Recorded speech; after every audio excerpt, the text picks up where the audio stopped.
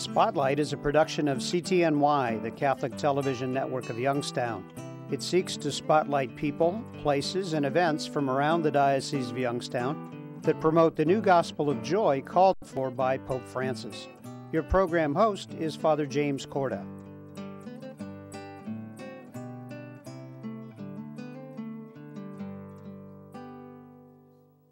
Hello and welcome to this edition of Spotlight.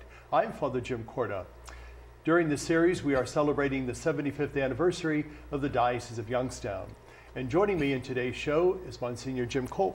Welcome to our show. Thank you. Nice to be here. And I think before the taping, you had mentioned that this is really one of your first times here in the studios at CTNY. It is. We welcome you in a special way today. Yes, and you do a very fine job. It's Thank very you. Interesting. Thank you. We're pleased to do it, and thank you for sharing our ministry with us. You're welcome. You know, I think the folks that are with us would like to get to know you a little bit more.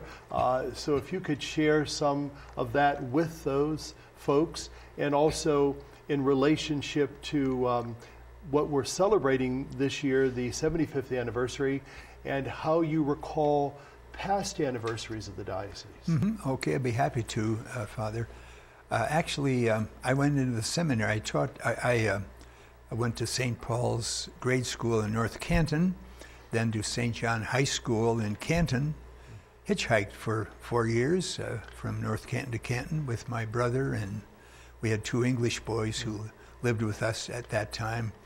And so then in my senior year, around March of that year, I was invited to, actually I had gone up to see my cousin who was secretary to Bishop McFadden for some years, and told him that I was interested in being a priest. And so he helped me along. And then in March, I was invited to go to Sacred Heart Seminary in Detroit.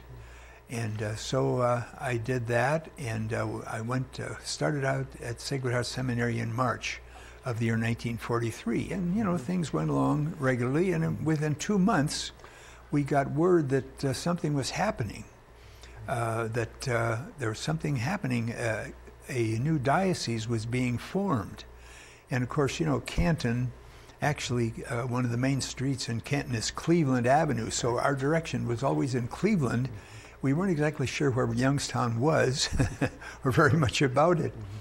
So it was very exciting, and there were a number of young men from our 6 county area who were studying at that time.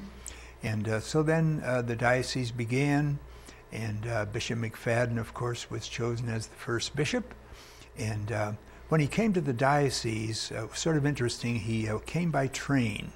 And the train would go to a town in our diocese. It would stop, and he would get out, and there would be many, many people from that city in that area greeting him. I remember being in Warren when the train stopped there, and there were just lots and lots of people there. And so Bishop McFadden was our first bishop, and so he had Monsignor Prokop. Father Prokop was his secretary. Father Heinrich was his chancellor, and so the diocese began with, you know, just a lot of excitement and a lot of interest by a lot of people. Tell us what you remember most about Bishop McFadden. Was there anything that stood out in your recollections of him as a young man? Yes, well, I knew a bit about Bishop McFadden for many years because I had a cousin who was a priest. His name was Vincent Belmont, and he was secretary to Bishop McFadden for some years. And so I knew about him, and of course, from the very beginning, we realized he was a very, very wonderful person, communicated very well with people and with the priests, and was very interested in doing all he could to make our 6 county area a very special place. And he chose St. Columba in downtown Youngstown as the cathedral. And so, as I say, he used to do some writing. For example, some years into the diocese, he decided that we should have a book called The March of the Eucharist, which was a description of all the parishes in the diocese and the various others in it. And So that was very, very interesting. I was just looking at mine recently, and it has a lot of interesting history in it. It does. It's interesting because as we celebrate anniversaries here in the diocese, you obviously recall the 25th and the 50th and now our 75th. What comes to mind often is that maybe we should publish again another March of the Eucharist, because if you look at that book, there are a number of parishes that are here in the Diocese of Youngstown that are not in the March of the Eucharist because they were not established at that time. So wouldn't it be wonderful to kind of recreate something like that for future generations, especially as we look toward our 100th anniversary? Yes, I think that would be a very fine idea. I'd like to, in our last few minutes of our first segment, talk about another book, and that is the book that I believe you wrote on Lyndon Smith. Tell us about him and briefly about the book. Okay, Father Eli Washington John Lindesmith. And I suppose one reason I was interested in him because he baptized my grandfather in New Berlin, which is now North Canton, Ohio. It was called New Berlin until the First World War. And so Father Lindesmith was a man who his family lived right close to Lisbon in Columbiana County.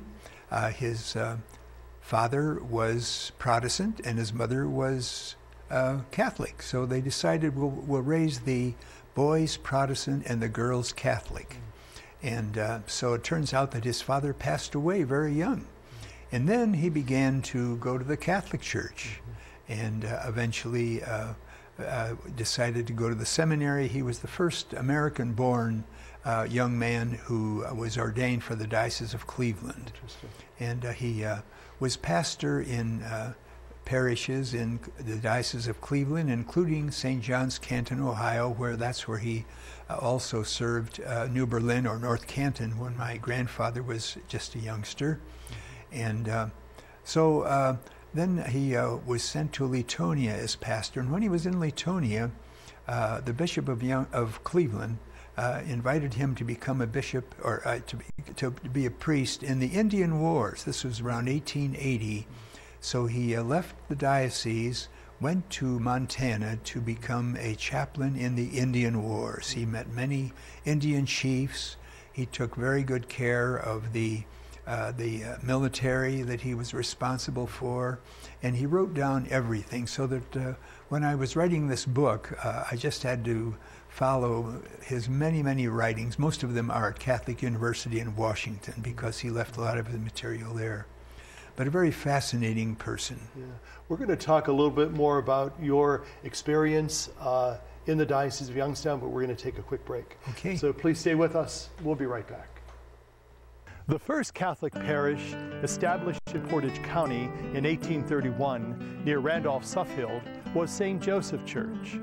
Years later, John Newman, who would become the first American male to be canonized, was sent there to give a mission to help heal the divisions that occurred between the German Catholics who had settled there. Perhaps that is what made him a saint. The parish is also noted for its school, which dates back to 1832, being the oldest English-speaking school west of the Alleghenies. The church is also famous for its Lourdes Shrine, which has welcomed pilgrims since 1927 and is the only exact replica of the world-famous grotto at Lourdes in France. Congratulations, Catholic Diocese, for celebrating 75 years with pride in the past and faith in the future. After the Catholics of Warren stopped meeting in their homes and organized a structured parish, they used a former Episcopalian church for their worship. St. Mary's Mission was established in 1837, yet the first resident pastor did not come to the parish until 1868. Other parishes quickly grew up in Trumbull County, including St. Stephen Niles in 1853, St. Patrick Hubbard in 1869, St. Vincent de Paul Vienna in 1871, now called St. Thomas the Apostle, and St. Rose Gerard in 1892. The other 15 parishes in the county were established after the turn of the 20th century. Congratulations, Catholic Diocese, for celebrating 75 years with pride in the past and faith in the future. Welcome back to our show. I'm talking with Msgr. Jim Kolp, and we're celebrating the 75th anniversary of the Diocese of Youngstown. Msgr. Jim, if you could tell us a little bit about one of your first assignments, which I believe was St. Columba Cathedral. There's a rich history with St. Columba. Tell us what you remember about that. Yes, I was ordained, as you mentioned, in 1950 and assigned to St. Columba Cathedral.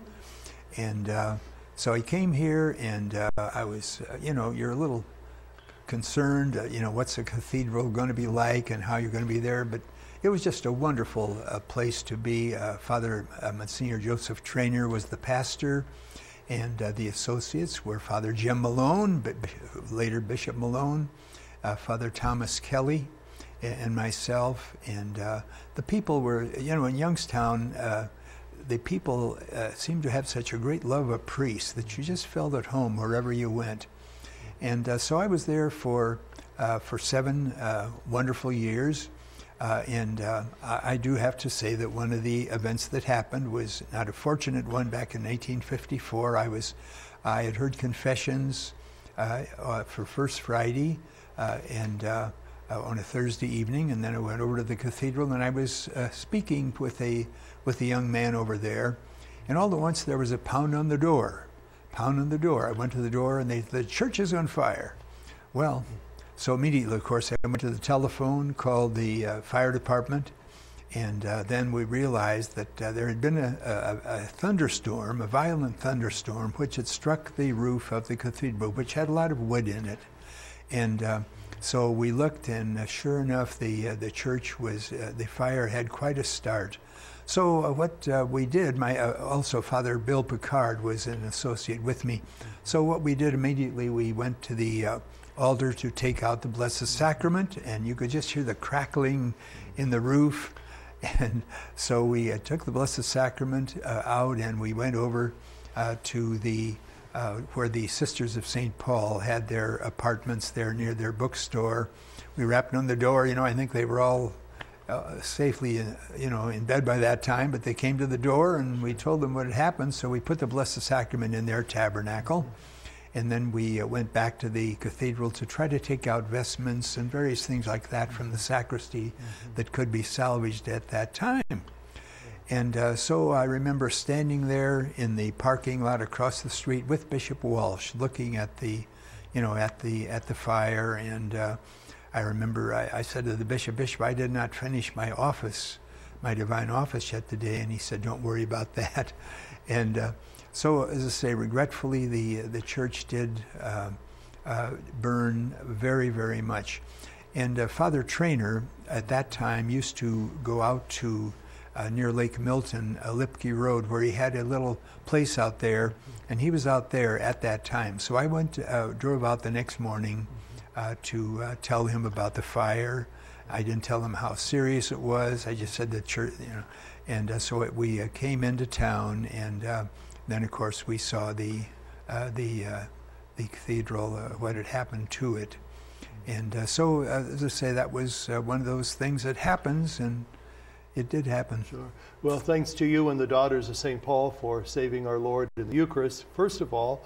But second of all, what was some of the reactions of people around the diocese seeing their cathedral, their beautiful cathedral, destroyed by fire? Yes, I think everybody was very, very shocked, and they were very concerned about it and willing to help in any way that they could.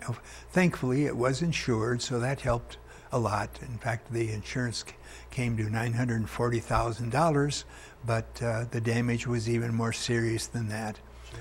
One thing that happened, the church had 2 beautiful towers, St. Columba Church, and what they did, they really weren't able to salvage or to save the towers or any part of the church. So they took large cables, and they took the one tower and swung it back and forth so that it landed right in the body of the church.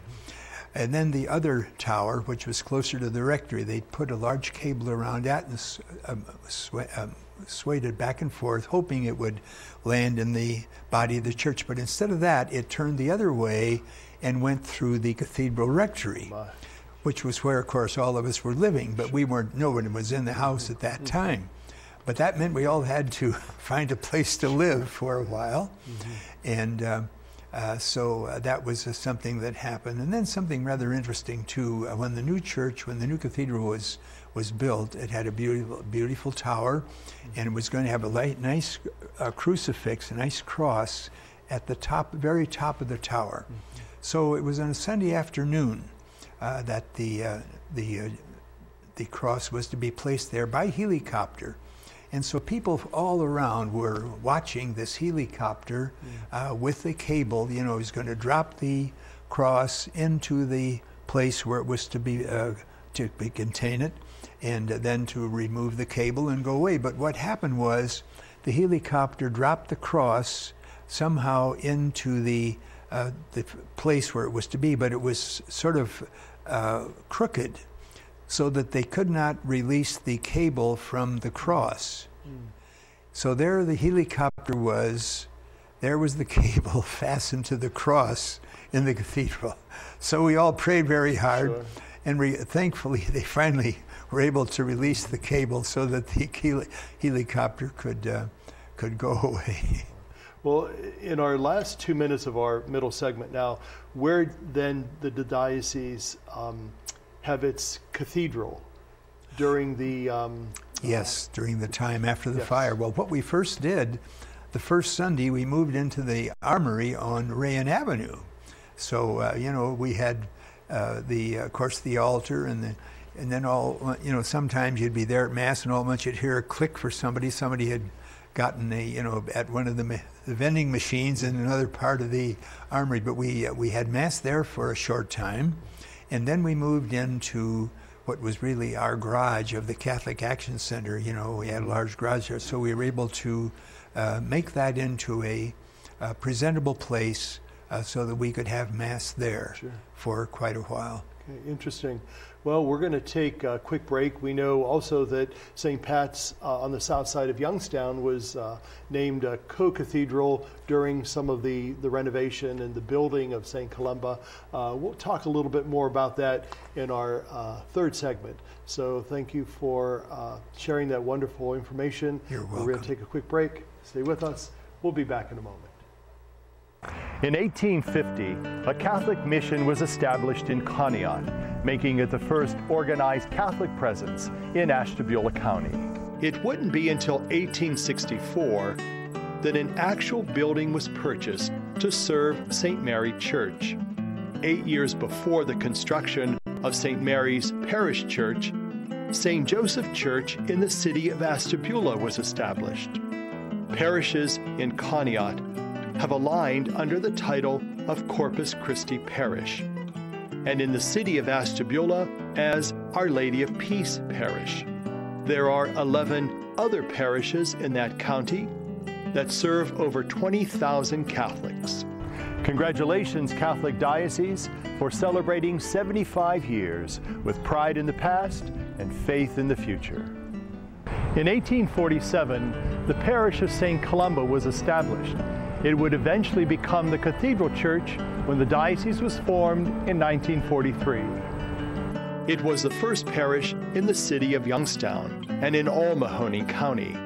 The first church built in 1851 was to be on land in Briar Hill that was donated by David Todd, who became the first and so far only governor from Mahoning County.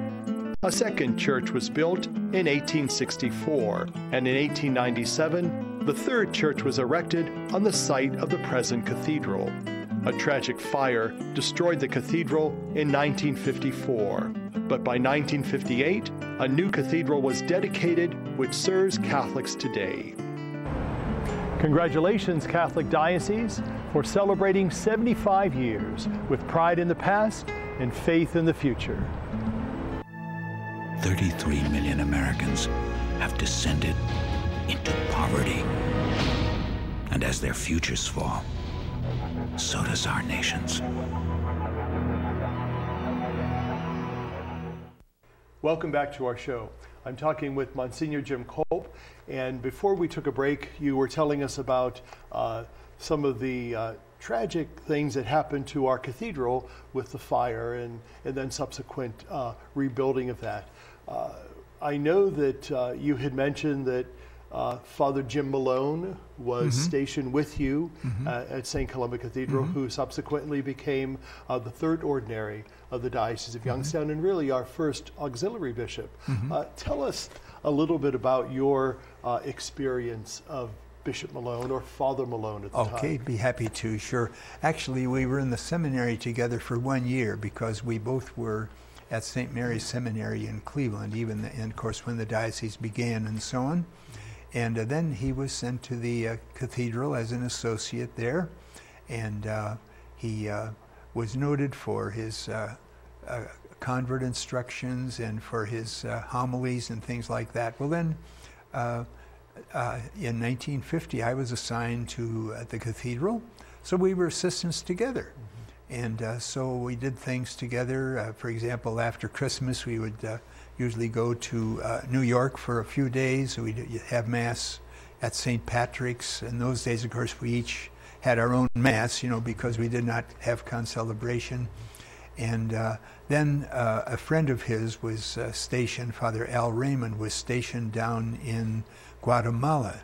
So he invited me to go with him down to Guatemala. So we did that. That was a very interesting experience to go down through Mexico to Guatemala. And then we went also on the way back through Haiti and back. So he was, after being an associate for several years, he was appointed as superintendent of schools, and he continued his education as much as he could at Catholic University and did receive a doctor's degree from Catholic University at that time. And then, as time went on, he was appointed as an auxiliary to Bishop Walsh.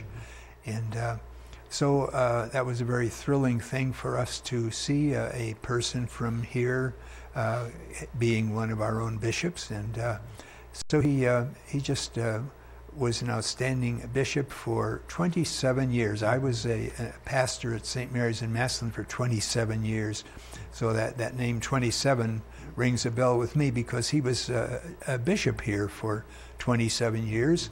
And besides being a bishop of our diocese, the 6-county area, he also was involved in the Conference of Catholic Bishops in Washington.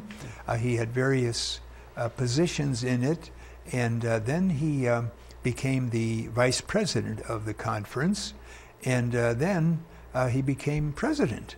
And so, here's a boy from Youngstown, Ohio, who was really the president of all the bishops of the United States. I thought that was rather special. And for example, I was reading an article recently from the New York Times, which described him at the time that he was chosen as the president, and they said they considered him a very remarkable person.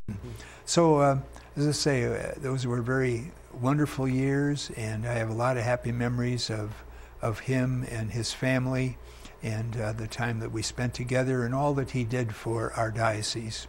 It's interesting, as you were talking, many things came to my mind, and the Diocese of Youngstown has really been blessed over these 75 years.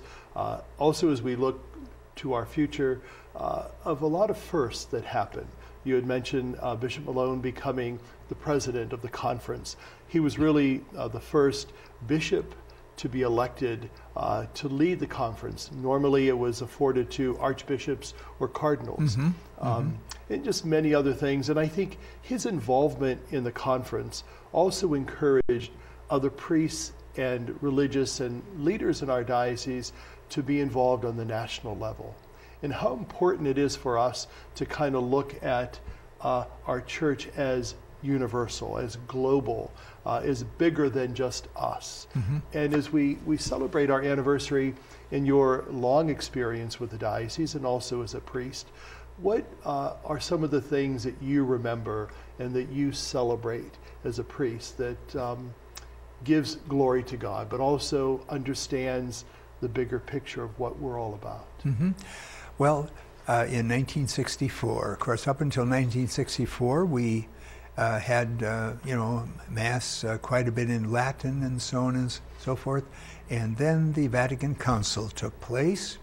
And so Bishop Malone was already a bishop, so he attended both sessions of the Vatican Council.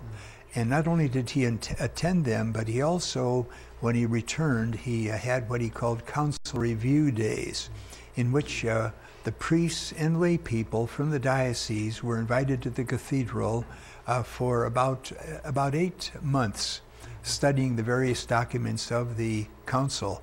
And it was just a very interesting experience. We had speakers from all over the country, and of course it was very ecumenical. I remember I was stationed in Msgr at the time, and we had a very fine ministerial association in the Sharon Msgr area, and we had I think a rabbi came with us and a Episcopal minister, so it was just a very wonderful ecumenical program. So I think Bishop Malone was responsible for much of the wonderful things that happened. In our last few minutes of our time together, tell us about your 27 years at St. Mary's in Massillon. I actually was ordained in 1979 and stationed at St. Joseph Church in Canton, so I knew you were there at St. Mary's. And what was it about the community that you, to this day, continue to love? Yes. My predecessor was Msgr Labby, and he was well loved. And when he retired, he remained right with me at the rectory. So he stayed there. In fact, he more or less died in my arms because I took him up to the hospital. He had a breathing problem, and so in a sense he sort of died in my arms. But it was so, you might say, so easy to go in there as pastor because they had such a wonderful pastor and a wonderful priest there. And so I suppose one of the outstanding things that I remember was when we decided to build a new hall, which would be, of course, for the school as well as the parish, and it was called the Msgr Labby Center after him, and it was to cost $1.2 million. And I tell people, the United States bought Alaska from Russia for $1.1 million. Oh, we paid $1.2 million for our Msgr Labby Center. But as I say, I was there 27 years, and it was just an outstanding place to be. Well, Monsignor Jim Kolp, thank you for sharing your wonderful history with us, and also for the wonderful things you've done in your many years as a priest, serving this diocese and serving the good Lord. Thank you. Well, thank you for all that you do. Thank you. And thank you for being with us. Have a good day, and God be with you.